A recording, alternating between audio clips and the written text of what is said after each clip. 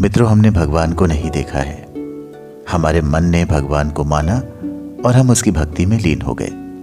मांग बैठे भगवान से धन, धान्य, सौभाग्य और खुशी। लेकिन भगवान कहते हैं कि हे भक्त, हमने तुम्हारे चारों तरफ इस संसार में खुशियां सजा रखी हैं। अपने हिस्से की खुशी को स्वयं ढूंढना और पाना ही हमारी पूजा है और पूजा का प्रसाद भी। नमस्कार मित्रों, मैं हूं आपका साथी, आपका दोस्त हेमंत मोहन।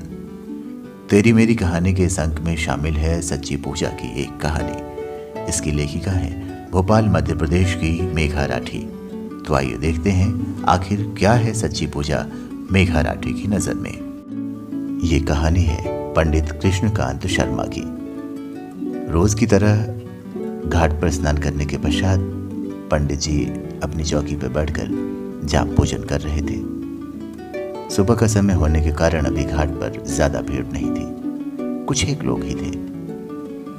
मंदिरों से घंटियों की आवाजें आ रही थी और लाउड स्पीकर से वातावरण में गूंजते भजनों के स्वर माहौल को भक्तिमय बना रहे थे। इतने में फुलवा अपनी झाड़ू लेकर आई। राम राम पंडित जी, ये कहती हुई फुलवा ने अनदेखा कर दिया कि पंडित जी ने जवाब नहीं दिया और झाड़ू लगाने लगी। अपने 2 साल के बेटे को उसने वहीं पंडित जी के पास बैठा दिया था। थोड़ी देर बाद जाप करते पंडित जी ने देखा कि फुलवा का बेटा घाट की सीढ़ियों की ओर जा रहा था। हे राम, इसकी माँ कहाँ है? ये सोचते हुए पंडित जी ने निगाह घुमाई तो फुलवा कुछ दूरी पर उनकी तरफ पीठ की हुई झाड़ू लगा रही थी। पंडित जी ने बच्चे की तरफ देखा तो वो सीढ़ियां उतर रहा था। पंडित जी कसमसा उठे और उनके जाप की आवाज तेज हो गई।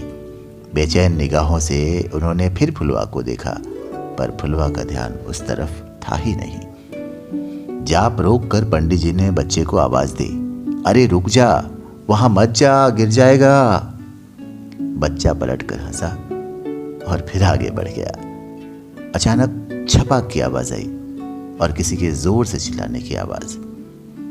सभी लोग आवाज की दिशा में दौड़ते हुए आए। अरे ये क्या? सभी अवाक थे, एक दूसरे से पूछ रहे थे। भीगे कपड़ों में पंडित जी की गोद में फुलवा का बेटा था।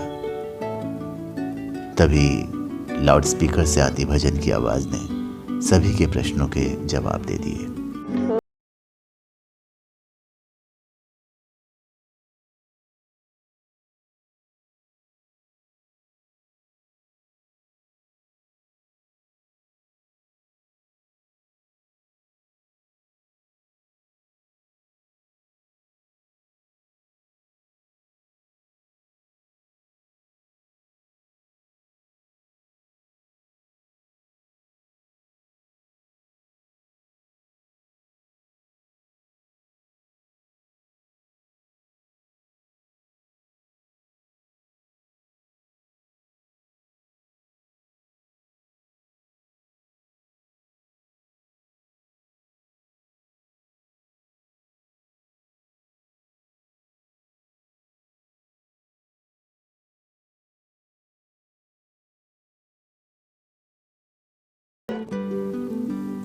तो मित्रों, ये थी मेघा राठी की लघु कथा सच्ची पूजा।